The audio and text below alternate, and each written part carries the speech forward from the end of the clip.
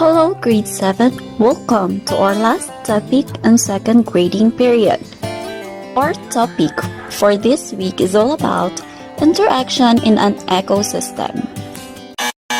This video is for educational purposes only. Uploading it in any social media platform is not allowed.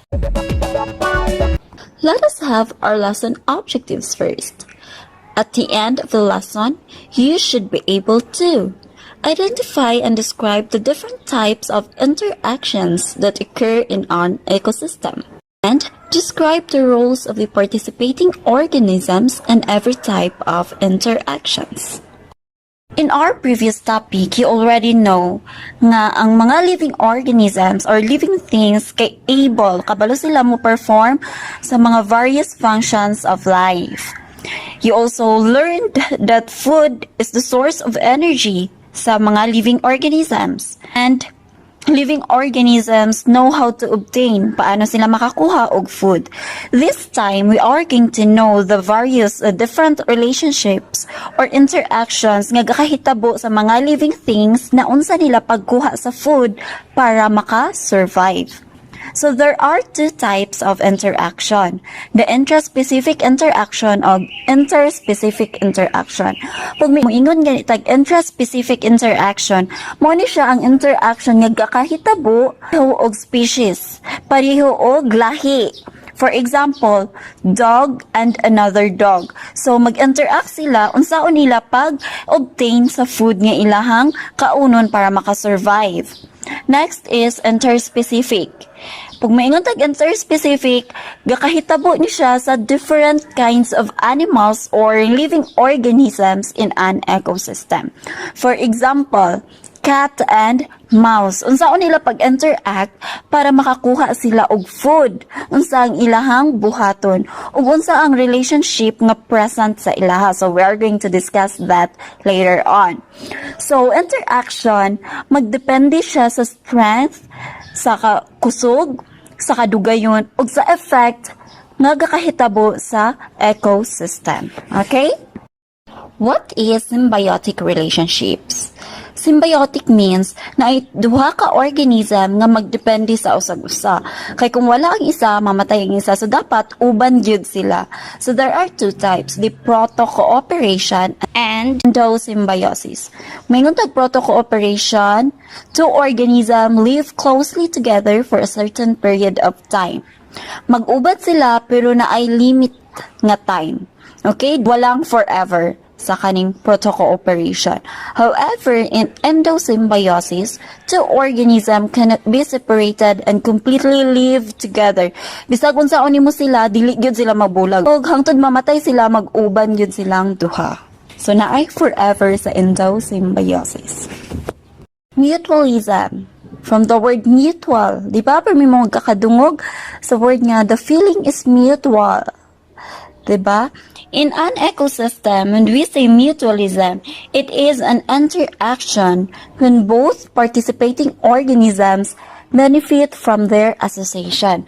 But pasabot, ang duha ka organisms, maka-benefit silang duha, makaginansya silang duha sa ilahang relationship.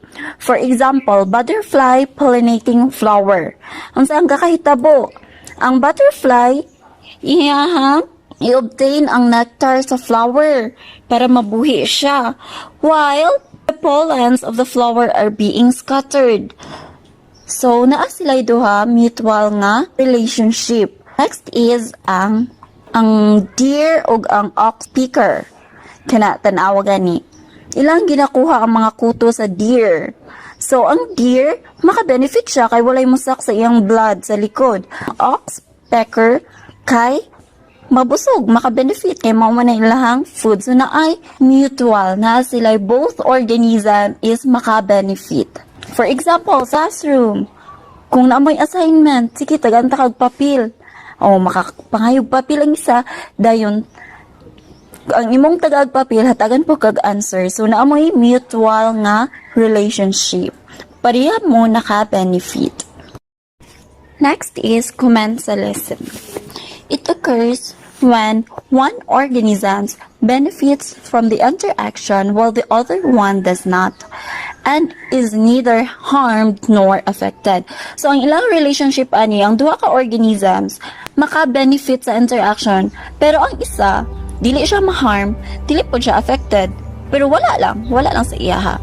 So, ang tawag sa organism nga maka-benefit sa relationship is commensal. Okay? For example, class, the shark and the remora fish attached to its ventral side. So, tanawa gani.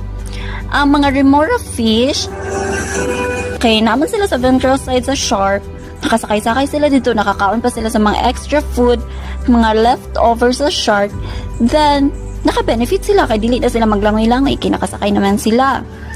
While ang shark, kay wala na apektuhan. Okay?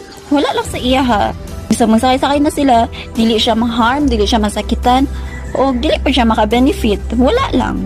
Another example is an orchid plant attached high up a tree trunk. Diba, nakakita mo ng mga orchids, diba, also kay karon ng mga flower? So, ang orchids, i-attach mo siya, itanom mo siya sa tree trunk. Ang tree, dili maunsa, dili ma-harm, dili po mamatay, dili po siya maka-benefit. Pero ang orchids, maka-benefit siya, kaya nga no, naa siya puyan, makakuha siya nutrients from the tree. So, ang naka-benefit sa relationship is ang remora fish o ang orchid. Ang tawag sa ila is commensal. Next relationship or interaction is parasitism. An organism benefits from the relationship while the other one is harmed. So, bad relationship, di ba? Ang usa ka organism maka-benefit while the other one is maka-harm. So, an organism that harms is called parasite. Okay? Katong maka-cause siya og sakit, ang tawag is parasite. So, na ay endoparasite or ectoparasite. Kung mingon tag endoparasite, nag-live siya inside the host sa sulod, while ectoparasite is sa gawas. Okay? Parasitoid is the parasite causes eventual death of the host. Parasite ang organisms nga makaharm.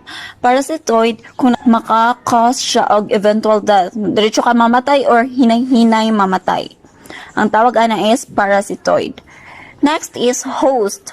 Ang host is organism that is harmed and which harbors the parasite. Katong masakitan, mao to siya ang host kung asa gikan ang parasite. Okay, for example, tick on the dog's fur. Kanang bitik or pulgas sa iro. Since ilang isa ang blood sa dog, then maka-benefit sila. Ang tawag sa ila is parasite. Then ang dog is the host. Another example is the bacteria inside our body. The bacteria, sila ang makakos og sakit-sakit sa tuwa. Kung bad bacteria sila, then ang tawag sa ila is parasite. Then kita, atong body is called host. Next relationship is amensalism. A relationship where one organism is inhibited or killed while the other is unaffected. So, ang usa ka niga relationship, usa ka organism, pwede siya mamatay or dili siya motubo, dili siya modako, while the other kay dili siya maapektuhan. Okay? The organism that harms is capable of secreting toxic material that is harmful to other organism but not itself. So, ang tawag ana is allelopathy. Ang allelopathy class, ang usa ka organism magpagawas siya og mga toxic nga material para ang naa sa iyang palibot dili matubo. However, wala man pud siya ma-benefit. Maggawas na siya og toxic. So, for example, is the black walnut tree in the United States. Okay? There na siya sa United States, so wala tayong ing-ani nga tree sa Philippines. So, look at the picture. Gusto niya nga siya ragyod ang mutubo dira nga part. So, kung tamna ni mo siya og flowering plant, dili gyud mutubo or mamatay na lang gyud or dili mo dako ang plant kay gusto niya nga wala siya kaagaw. So, dili gyud pa siya maka-benefit. Wala lang, gusto lang niya mag-excrete og toxic nga material para siya ra gyud isa. So, kani nga relationship is a selfish relationship. Next is predation, in which one organism benefits and the other is harmed.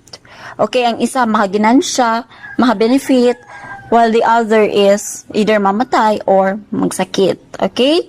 So the organisms that benefits is called predator, and the organisms that is harmed is called prey.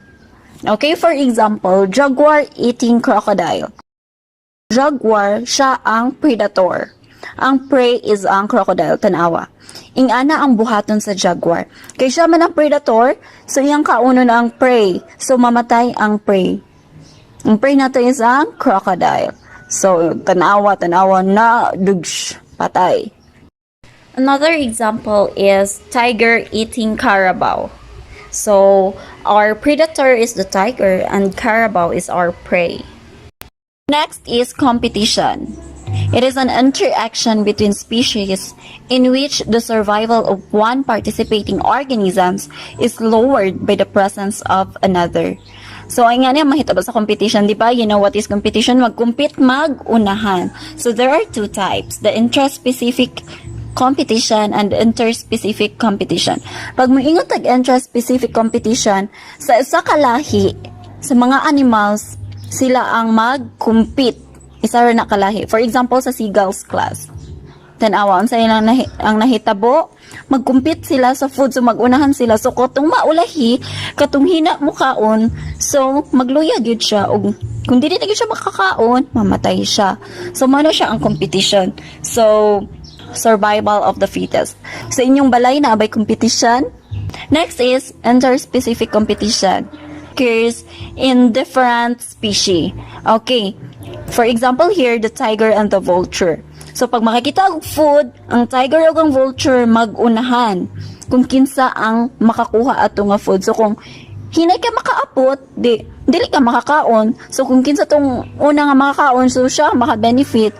So, in an competition, isa ramang gyud ang maka-benefit sa resources, so natay ginatong existence. Mag-involve siya og sharing, mag-share siya og limited sources so that ma-minimize ang mga fighting og ang excessive nga elimination sa lahi. So, naapod competition nga coexistence. Okay? For example, class, we have the character displacement. So, ang bird sa una is pariha lang og bek, tuktok.